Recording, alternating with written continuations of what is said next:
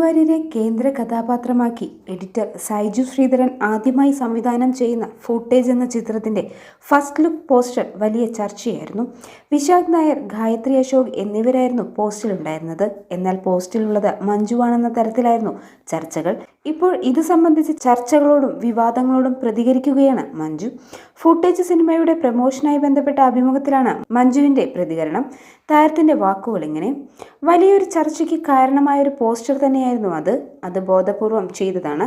സൈജുവിന് അക്കാര്യത്തിൽ കൃത്യമായ ബോധ്യമുണ്ടായിരുന്നു. ഞങ്ങൾ അക്കാര്യത്തെക്കുറിച്ച് ചർച്ച നടത്തിയിരുന്നു. എൻ്റെ സംശയമൊക്കെ ഞാൻ ചോദിച്ചിരുന്നു. എന്നാൽ സൈജുവിന് കൃത്യമായ ഉത്തരമുണ്ടായിരുന്നു. ആദ്യം ആ പോസ്റ്റർ തന്നെയായിരുന്നു പോകേണ്ടിരുന്നതെന്ന്. അത് സിനിമയുടെ മൊത്തത്തിലുള്ള സ്വഭാവത്തെ പ്രേക്ഷകരിലേക്ക് എത്തിക്കാൻ സഹായിക്കുമെന്നും അദ്ദേഹം പറഞ്ഞിരുന്നു. അത്തരം ചർച്ചകളൊക്കെ ഞങ്ങൾ പ്രതീക്ഷിച്ചിരുന്നു. അവരുടെ ഭാഗത്തു നിന്ന് കൗതുകമുണ്ടായിരുന്നു എന്താണ് ആ പോസ്റ്റർ എന്ന്.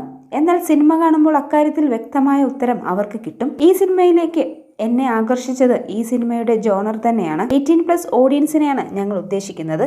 ഒരു മിസ്റ്ററി ത്രില്ലർ സ്വഭാവമുള്ള സിനിമയാണിത്, മഞ്ജു വ്യക്തമാക്കി. തനിക്ക് നഷ്ടമായൊരു സിനിമാവസരത്തെക്കുറിച്ചും മഞ്ജു പ്രതികരിച്ചു. 96ലേക്ക് എന്നെ നായികയാക്കാൻ അന്വേഷിച്ചിരുന്നതായി വിജയ് സേതുപതി സാർ പറഞ്ഞിരുന്നു. പക്ഷേ അവർക്ക് തന്നെ പല ഡേറ്റ് കൺഫ്യൂഷൻസ് ഉണ്ടായതുകൊണ്ട് എന്നെ ബുദ്ധിമുട്ടിക്കണ്ട എന്ന് കരുതി പകുതിക്ക് ആ ശ്രമം ഉപേക്ഷിച്ച് തൃഷയെ ആ സിനിമയിലേക്ക് വിളിക്കുകയായിരുന്നുവെന്ന് പറഞ്ഞു.